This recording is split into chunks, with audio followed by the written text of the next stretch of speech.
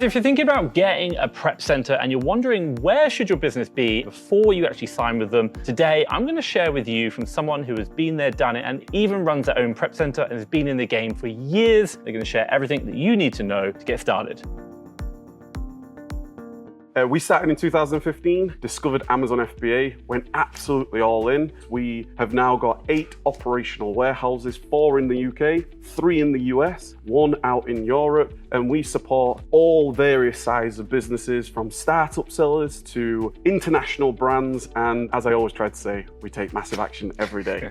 I love it. And honestly, thank you so much. And obviously you've been in the game as an Amazon seller and now moved into the prep space. But not only that, you've got this warehouse, and this is your second warehouse, so I remember the first one. And then not only that, you've got the other warehouses across different countries, which is incredible. So honestly, thank you so much, and a wealth of experience. Someone getting started in Amazon, how many units would you say, once you're doing this, it actually becomes quite common for someone to start with us, but below that, generally they do it at home? Typically, we start to work with sellers that are shipping maybe roughly around about 1,000 units a month. 1,000 units might sound like, wow, that's a lot. And if it's not really, if you think about it, 1,000 broken into, say, 5 weeks is 200 units per week. And if you're buying 10 units of each item, that's just 20 purchases a week, which you could probably do in one evening. So actually, it's actually quite a small amount. You've got these people who are starting, they're maybe doing about 1,000 units per month. That's about an ideal place. Talk me about the detail. Let's just go through, I'm a beginner seller on Amazon, and I'm doing some prep from home right now, and I'm about to start working with you. What specifically do I have to give you, and what do you do in the journey of getting the stock from the supplier to Amazon? Who tells Amazon about the shipments? Who physically arranges the UPS collection? Who tells what goes in what boxes? And how does that work? So it's completely hands-free. With every Amazon Seller Central account, you have different user permissions, right? And you can invite others to have secondary user access. By giving us access and inviting us, we are able to manage all your inventory. That is shipment creation throughout the entire prep of the products, and then ultimately the completion of shipments. The scheduling of the couriers to pick up products, whether that is the UPS, whether that is the DPD, depending on where you're shipping around the world, whether we're exporting, importing, etc. So it's a completely hands-free service. And who tells you about stock coming in? How does that work? So I've just bought, let's say for example, 10 units of Lego from my supplier and I'm shipping them to you. How does the communication there work? And what happens to that Lego thereafter? Walk me through the journey of it. For every inbound order, we have our systemized operating system. So what will essentially happen, every order that is placed, you will inform us that you've placed that order. So the date you placed the order, the stock, the title, the specific ASIN, the quantity, the supplier, you'll tell us everything that we're expecting, expected delivery date. What will happen then, a part of the systemized operating system, it has full inventory statuses. So we really believe in radical transparency. So you will know the full status of everything that comes in, whether you ship 1,000 units or 1,000,000 units. You will know where they are in the process, whether they're awaiting delivery,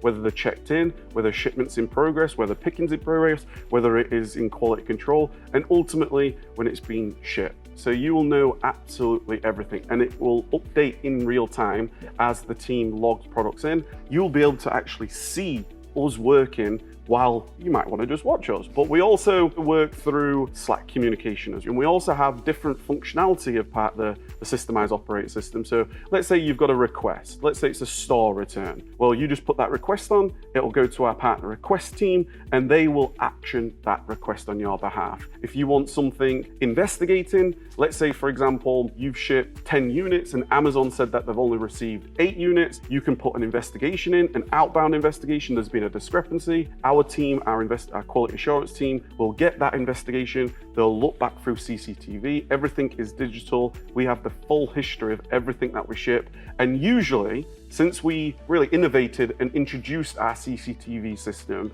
we have probably claimed back the best part of over £100,000 for our partners. We maximize every single shipment. So if, for example, there is only 10 units and it's not even 1 kilogram, we're not going to ship it, right? It's a little tiny little box, it's not cost effective. So every single box, everything that we ship is to maximize ultimately your profitability. I've heard, or I know that some people are worried, secondary user access to Amazon Amazon. I'm giving you access to my Amazon account. This sounds dangerous. People have told me not to do it. Can I get suspended? Tell me about that. This is what Amazon introduced. The purpose behind that is to allow either your team to actually get access to your account, but you got to really understand that you are the owner. Amazon understands this. We are not logging in as the owner. We are simply logging in as secondary access. There is no risks involved in that. And that's what allows you to have maybe a shipping team in your Seller Central account. If you run potentially ads, PPC,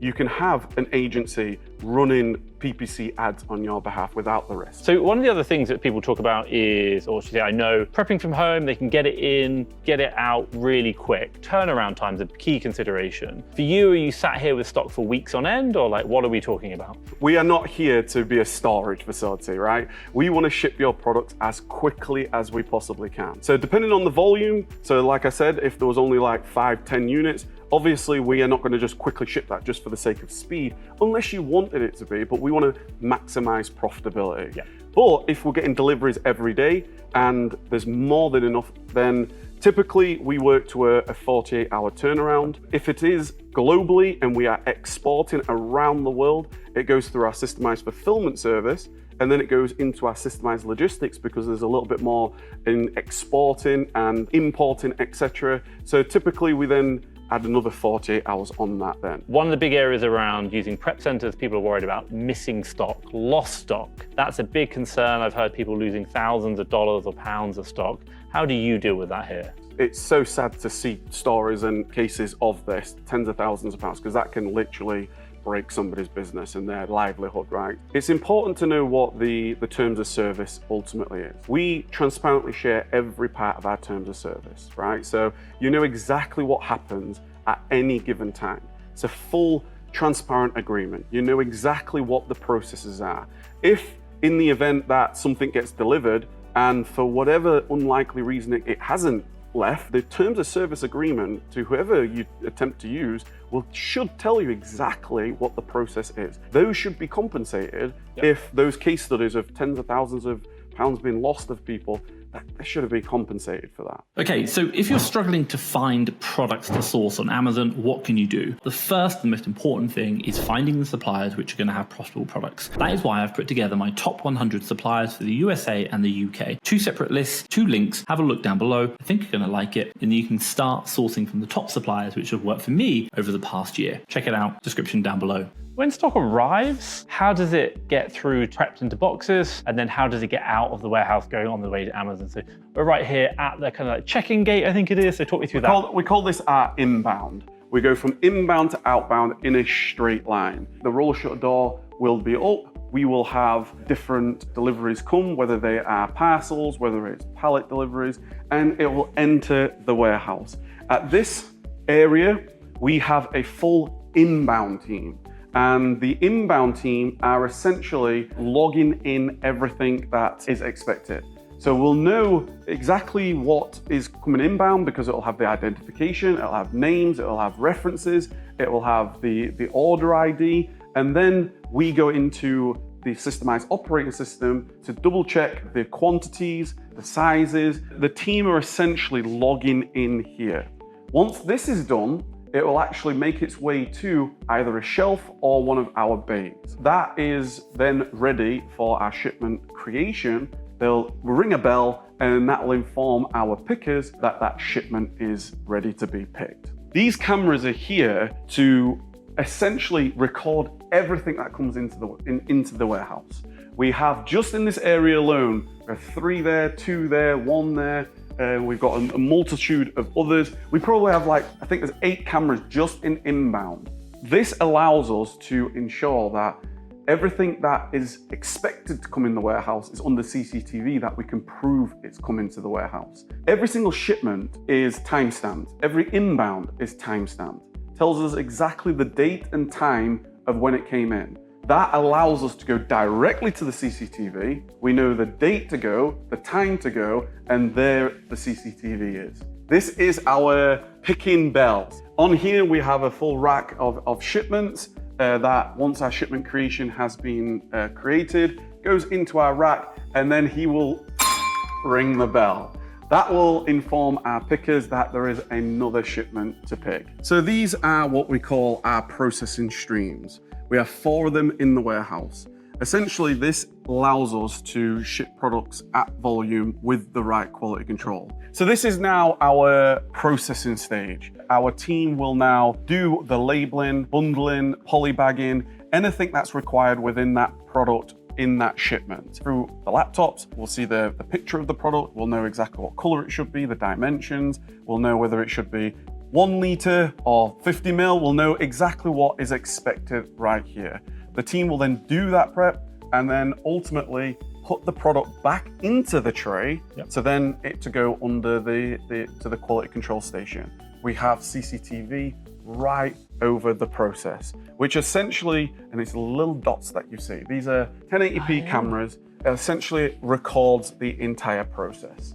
Let's just kind of run through. We've got down here, which is the beginning, which is going to be called the getting all the products together, creating the shipment, and then here is actually prepping it all, and then down the end here, what have we got down here? Talk me through, what's this stage? So this is now our quality control stage. This is at the time where everything is now actually boxed. So you can see here, once again, this is a workstation. We have a monitor here as well, where the team can essentially, they know again what to expect.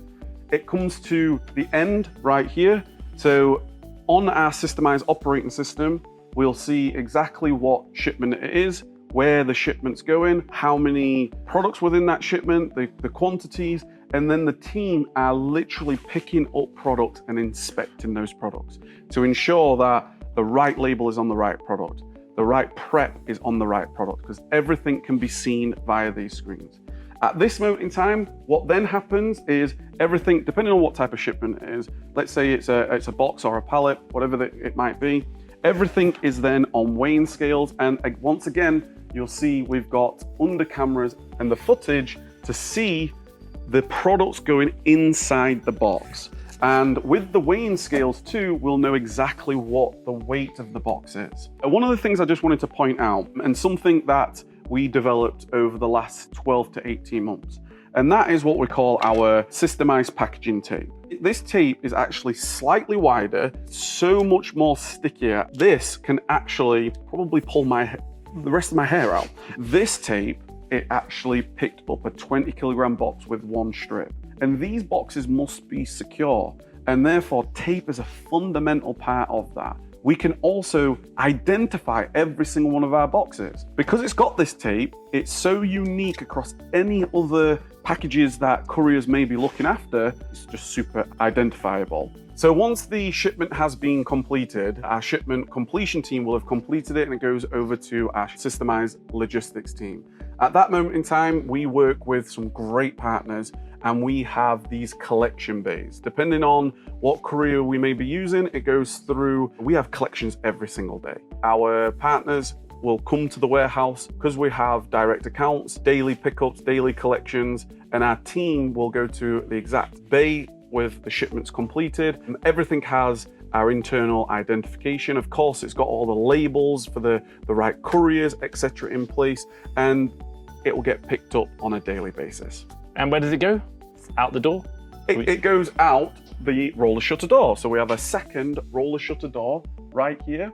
And that's what's allowed us to go in a nice streamlined system throughout the warehouse. So if anyone wants to get in contact with you, what's the best way? How can they do that? So you can learn about us at systemizedfulfillment.co.uk in the UK, systemizedfulfillment.com for the US, and it's systemizedfulfillment.eu for Europe. And then you can either join our waiting list or schedule a call with us. Then you'll be on the call with our business development team, and then we go through any questions that you have, and ultimately we want to work together for the long term. Kev, thank you so much. Thank you so much, Tom. Thank you.